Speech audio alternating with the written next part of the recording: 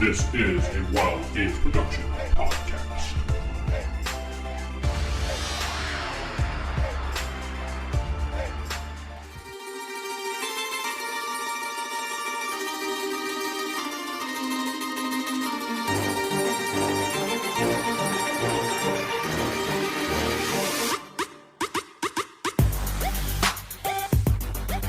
Good morning, folks. This is Vince, the Evil DM, the podfather of OSR podcasting, with an episode of the Evil DM podcast. It's early in the morning, so I may sound a little bit bleh, but we're going to talk a little bit today about things that are going on, such as going to theevildm.com/contact. That'll give you all the things I'm working on and all the little projects as far as all the little podcasts and actual plays and Twitch and YouTube. Getting a little bit closer to 1,000 on YouTube. I'm about 15 away. Be a great accomplishment to get to 1,000 before the end of the year. And I'm hoping to do that with your help. So if you haven't and you're listening to this, head on over to youtube.com/theevildm and hit that subscribe button to get all the new videos I'm putting out.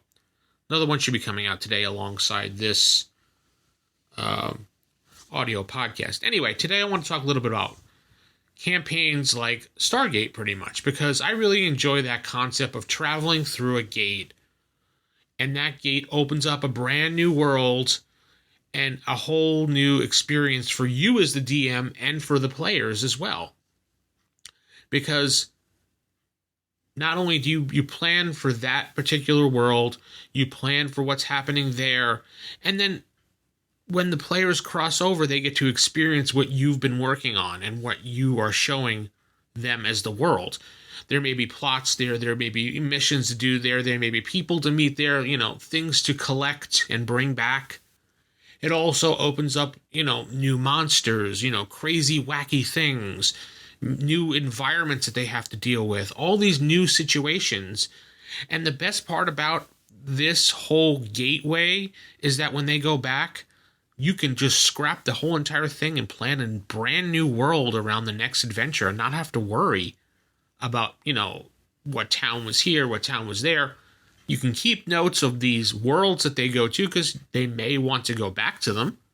But generally, you can scrap your world and remake a new one every adventure for every session you're playing and have a perfect situation for a DM that likes to think on the fly, who likes to just jump around from world to world, game to game. This is really a good situation in my mind because that's kind of like how I do things. I like games where I can plan something. If I don't like it, I could scrap it and then replan it. And I think a Stargate game with portals, or a portal travel game, such as maybe Sliders, remember that TV show? Excellent show. Would work really well in a campaign world. And I know a couple friends of mine had run Slider-like games and had their own things like that, but it never lasted that long. We did one way back in the early 2000s with D20 Modern, and that lasted like a couple sessions because the game master gave up on it because he didn't like it. It wasn't his style of game, was sliding to new worlds. Most DMs honestly like a consistency in their world and like things in certain places with certain maps, and they like to have their adventure linear planned out so they don't have to worry about future events and things going on. Me, on the other hand, I kind of like the idea of being able to scrap things, start over, add things, minus things. That's really why I enjoy the whole portal type system game, or Sliders or Stargate or whatever. It could work very well in a D&D game because you have portals, you have the ability to travel through portals. Maybe in the world that you're playing, you could do the same thing. Well, just think there's Ravenloft. I mean, there's a portal to Ravenloft. It's not exactly a portal, but the mists come up and you get sucked into Ravenloft. You can go to any one of the worlds in Forgotten Realms, so why not? You can have a portal, you travel through that little portal, and it goes through another dimension. When I did the Book of Sorrows campaign many years ago, I think that's like 10 years ago now at this point, you can go to my YouTube channel.com/theevildm, and I think they're up there for you to listen to as well.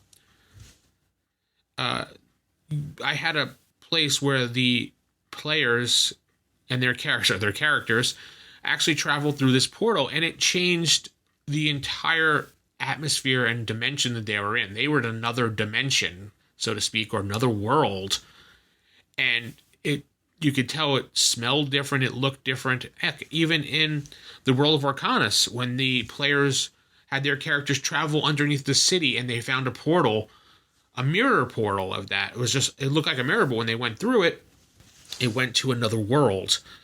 And they had different sensations in that world and discovered different things, and the atmosphere was different, and it was a different environment. While they only experienced a little piece of that little portal world that they stepped through, there was a whole entire world to explore in there that I did not work out or use because it didn't fit with the current theme of what was going on. But as a DM, I can easily incorporate that going forward if I wanted to. If I wanted to throw the players into that world with their characters, why not? It should be a fun experience to do for all people. They seem to have fun with exploring the weirdness and the stupidity of my games, so let's keep going with those things. So tell me what you think about portal-based games. Do you enjoy those type of games? Are you just a linear DM that has to have everything planned out and on paper?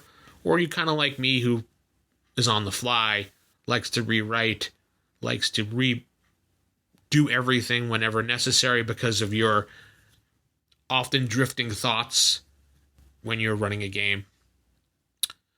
Hit me up here at anchor.fm/theevildm, or go to theevildm.com. There's a contact there as well, and you should be able to ask me a question. Ask the DM at theevildm.com is my email address.